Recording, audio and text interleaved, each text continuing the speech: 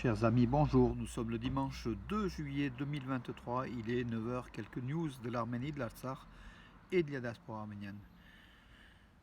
Tout d'abord, donc hier, je vous disais les deux soldats, donc parmi les 4 soldats arméniens tués il y a 3 jours à la frontière de l'Artsakh par les troupes azéries. Deux furent enterrés près de Mardouni dans un village. Deux autres, dont les parents voulaient qu'ils soient enterrés en Arménie, donc au cimetière des héros militaires à Yerapur, à Yerevan. L'Azerbaïdjan a empêché donc le passage par le corridor de la Chine des corps de ces deux soldats tués. Keram Stepanian, donc le chargé des droits de l'homme en Artsakh, a dû prouver que ces deux soldats étaient bien des Artsakhi, des citoyens de l'Artsakh, nés en Artsakh, mais dont les parents voulaient qu'ils soient enterrés tout simplement au cimetière des héros à Yerapur, tout simplement. Donc il a fourni des documents. Voilà, l'Azerbaïdjan a laissé passer par contre donc finalement le corps de ces deux soldats arméniens tués par la Croix-Rouge, par l'entreprise de la Croix-Rouge internationale qui a négocié donc avec Bakou. Voilà donc une fin heureuse, mais malheureusement bien sûr 4 soldats arméniens tués donc la semaine dernière, dont 2 furent ramenés en Arménie pour être inhumés au cimetière donc des héros à Yerapur, à Yerevan. Voilà la difficulté une nouvelle fois de ce blocus imposé depuis plus de 6 mois par l'Azerbaïdjan à la population civile de l'Artsakh, également aussi pour les défenses avec le passage des corps en cas d'attaque azérie et de volonté des parents de les enterrer en Arménie. Voilà, Bakou ne veut donc c'est ce qu'a affirmé donc Alaïk Haroutunian, le président de la République de l'Artsakh. Alaïk Haroutunian a affirmé que Bakou ne veut discuter que de l'intégration de l'Artsakh et n'aborde pas d'autres sujets. Donc en fait, bien sûr, les pourparlers. Donc Yerevan a affirmé qu'il vaut mieux des pourparlers directs entre Stepanakert et Bakou, mais le problème c'est qu'à Bakou, on ne veut que discuter de l'intégration de l'Artsakh au sein du territoire de l'Azerbaïdjan. Voilà donc le sujet essentiel pour Aliyev, le dictateur Aliyev et ses compagnons, donc des mafieux qui règnent à Bakou. Il n'est pas question d'autres droits du peuple arménien de l'Artsakh. Seule son intégration au périmètre, donc à l'intégrité territoriale de l'Azerbaïdjan, est en cours de discussion selon Bakou. Donc dans ces conditions-là, comme l'a affirmé Alaïk Haroutunian, il est impossible de discuter de ces choses-là. Quand il y a des pourparlers, on discute de questions ouvertes, de choses importantes, et pas du dictat de l'Azerbaïdjan d'occuper, d'intégrer l'Artsakh et bien sûr d'azériser cette région et bien sûr peut-être même soumettre à un nettoyage ethnique. Voilà où en sont les choses. Moscou a dénoncé donc l'attitude anti-russe des médias azéris, donc les médias azéris qui avaient aussi affirmé que les Russes, les forces russes aidaient plus les Arméniens que les Azéris, et diverses choses en fait. Donc voilà, diverses accusations fallacieuses, fausses accusations bien sûr. Moscou, dans un communiqué assez dur, donc de l'ambassade de Russie à Bakou, a dénoncé cette attitude anti-russe de l'Azerbaïdjan, des médias azéris du moins.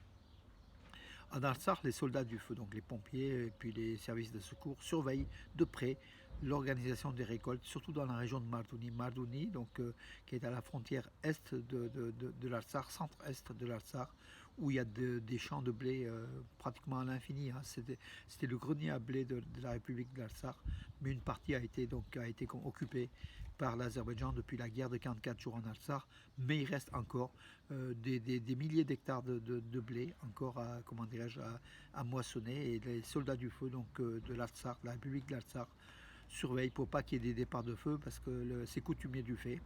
L'Azerbaïdjan met le feu pour essayer de nuire à la population arménienne de l'Artsakh comme d'habitude. Voilà.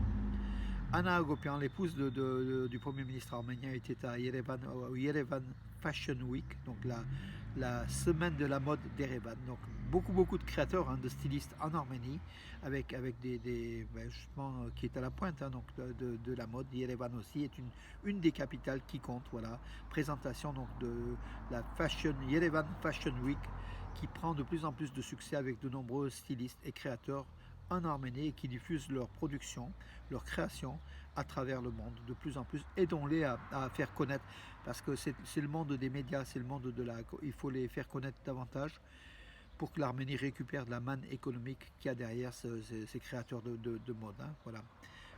Notre rôle à nous, c'est de diffuser donc, tout ce qui est made in Armenia au niveau de la création de la mode, et puis d'autres choses aussi. Hein. Voilà. À Yerevan, 100 bus, des bus MAN, hein, des ultra modernes, vont remplacer d'ici septembre en fait, 200 minibus, les gazelles qui étaient hyper pollueurs et hyper dangereux, donc les petits minibus d'Yerevan vont être remplacés, sont déjà pratiquement largement remplacés par les bus MAN, donc 100 bus MAN vont remplacer ont remplacé déjà à partir du 1er juillet, mais il y aura encore une centaine d'autres bus que la municipalité d'Erevan va acquérir sous peu, et qui vont donc 9 nouveaux itinéraires à Erevan sont établis par ces bus ultra modernes, vous verrez, qui polluent beaucoup moins, qui consomment beaucoup moins et qui donnent un paysage autre, européen, à Yerevan, plutôt que ces minibus qui étaient de partout, mais qui polluaient, qui étaient dans un état souvent lamentable. Voilà. 818 millions de drams ont été transférés depuis l'Artsakh vers l'Arménie au fonds d'assurance des soldats. Le fonds d'assurance des soldats qui indemnise les soldats blessés ou leurs familles tuées aux frontières, donc lors de frontières de l'Artsakh et de l'Arménie. Voilà. Ces timbres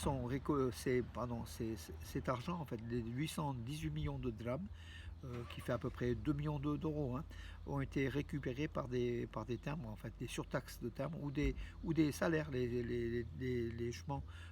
L'État de l'Artsakh et l'État aussi de l'Arménie prélèvent sur les salaires, je crois que c'est 3000 drams par mois sur chaque salaire, pour verser au fonds d'assurance des soldats. Que je pense ce fonds reverse aux familles ou aux victimes, aux familles des soldats morts et puis ou des blessés, tout simplement. Voilà une belle chose. Donc l'Artsakh a envoyé vers l'Arménie justement l'argent pour que l'Arménie redistribue aux soldats. Voilà, donc la session d'automne de l'Assemblée parlementaire de l'OSCE, avec 320 délégués en fait, hein, va se tenir à Yerevan, organisation de sécurité de l'OSCE en fait, hein, donc voilà, de l'Europe, se tiendra donc à Yerevan. C'est une première, c'est une belle chose. Donc à Yerevan va être un centre de conférence à la rentrée, une conférence pan-européenne. Il y a 51 ou 52 États qui vont se réunir donc à Yerevan. C'est une bonne nouvelle. Voilà. Je regarde si j'ai pas d'autres infos, mes amis. Écoutez, j'en ai fait le tour pour aujourd'hui.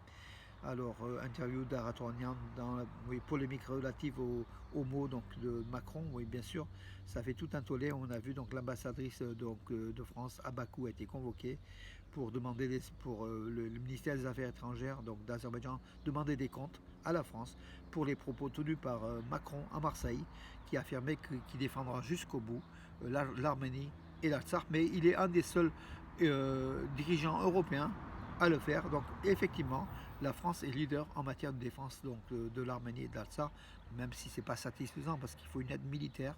Et là, Macron m'a affirmé qu'il y avait un attaché militaire qui était nommé à Yerevan et que cela voulait dire beaucoup, qui comprennent que ceux qui pourront comprendre cela. Cela veut dire aussi peut-être qu'il y a une aide militaire derrière ou d'acquisition de matériel militaire par l'Arménie auprès de la France, alors que la Russie est défaillante. Hein, donc la France peut bien vendre à l'Arménie du matériel militaire adéquat pour la défense des frontières de l'Arménie. Voilà mes amis, écoutez, donc j'en ai fait le tour pour aujourd'hui, oui, et puis bon, mauvaise nouvelle, hein, donc le Nouvelle d'Arménie Magazine, qui est le premier média, puis le site Arménous, dans lequel j'écris tous les jours, comme vous le savez, le premier média arménien d'Europe occidentale, en fait, avec 200 000 visites par mois, c'est énorme, c'est le premier site d'information, et même le premier site arménien tout simplement, hein, d'Europe occidentale, et peut-être même en comparable avec des sites d'Arménie, en fait, hein. Un des premiers, sinon le premier. Et puis le mensuel Nouvelle d'Arménie Magazine, qui paraît depuis plus de 30 ans, donc tous les mois, Problème donc de bouclage financier, bien sûr, comme tous les journaux. Le prix du papier a augmenté de 40%, de l'énergie, vous le savez, de la distribution, vous le savez, donc tout a augmenté, donc il fait qu'aujourd'hui, le mensuel Nouvelles d'Arménie a un problème financier, donc il est déficitaire tout simplement. Et la rédaction donc, des Amis de NAM, Nouvelles d'Arménie Magazine, appelle à la générosité des lecteurs pour soutenir ce média qui est un des principaux médias arméniens pour diffuser l'Arménie, pour diffuser l'Artsakh, pour diffuser la diaspora, tous les éléments. Voilà, vous pouvez sur le site d'Arménews souscrire ou contribuer donc si vous avez envie à cet effort pour maintenir donc le journal. Donc il faut 30 000 euros dans les 2 mois qui suivent. Moi, je pense personnellement que le journal arrivera facilement. Voilà, vous pouvez par Hello Asso, donc sur le site donc des Nouvelles d'Arménie Magazine, contribuer à cet effort donc de dons. Voilà, bon, ça a été lancé hier sur les 30 000 euros, donc il y a 1200 euros déjà récoltés. Mes amis, si ça vous dit, allez-y et bonne journée. Je vous donne rendez-vous à demain.